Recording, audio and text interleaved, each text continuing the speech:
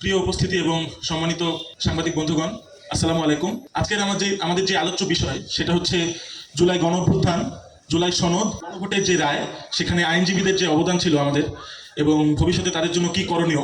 তো আমরা এখানে প্রথম কথা হচ্ছে যে আমরা তো বেশ কয়েক সপ্তাহ ধরে আমরা সিরিজ আকারে আমরা জুলাই গণঅভ্যুত্থান, জুলাই সনদ এবং এই জিনিসগুলোর বাস্তবায়ন নিয়ে প্রোগ্রাম নামাচ্ছি। জুলাই অভ্যুত্থানের ব্যাপারটা নিয়ে যদি শুরু করতে চাই, এই ঢাকা বিশ্ববিদ্যালয় এবং এই শাহবাগের প্রান্তর থেকে যখন 5ই জুলাই 2024-এ প্রথম কোটা সংস্কারের জন্য আন্দোলন শুরু হয়, তখন থেকেই ফ্যাসিস্ট যে সরকার, শেখ হাসিনা সরকার, তাদের পেটোয়া বাহিনী দিয়ে, পুলিশ বাহিনী দিয়ে ঢাকা বিশ্ববিদ্যালয় সহ দেশের বিভিন্ন প্রান্তরের এই শিক্ষার্থীরা কোটার ন্যায্য দাবি আদায়ের জন্য রাজপথে নেমেছিল। তাদেরকে বিভিন্নভাবে হেনস্থা এবং পুলিশের মাধ্যমে নানা ধরনের হয়রানি এবং জেলও খাটতে হয়েছে আমার পরিচিত অনেক বন্ধু বান্ধবকে। তো এই কোটা সংস্কার আন্দোলন যখন ধীরে ধীরে একটি গণ অভ্যুত্থানের দিকে রূপ নেয়, তখন বাংলাদেশের যে কয়েকটা শ্রেণী পেশার মানুষ আমাদের পাশে ঢাল হয়ে দাঁড়িয়েছিলেন, এই শিক্ষার্থীদের পাশে ঢাল হয়ে দাঁড়িয়েছিলেন, তাদের মধ্যে অন্যতম ছিলেন আমাদের আইনজীবীরা। আমার পরিচিত অনেক আইনজীবী আজকে যারা উপস্থিত আছেন আমাদের অতিথি প্যানেলে, ব্যারিস্টার মিলিয়াপুর থেকে শুরু করে তাজুল ভাই থেকে শুরু করে বিনামূল্যে ফ্রিতে বিভিন্ন শিক্ষার্থীদেরকে এবং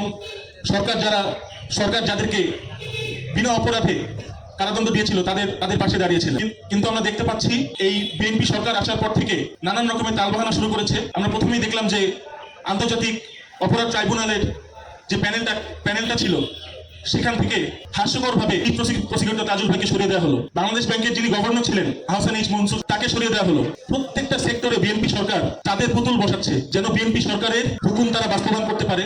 বিএনপি সরকার যেটা চায়, যখন যেভাবে যেটা চায়, সেটাই তারা পালন করতে পারে।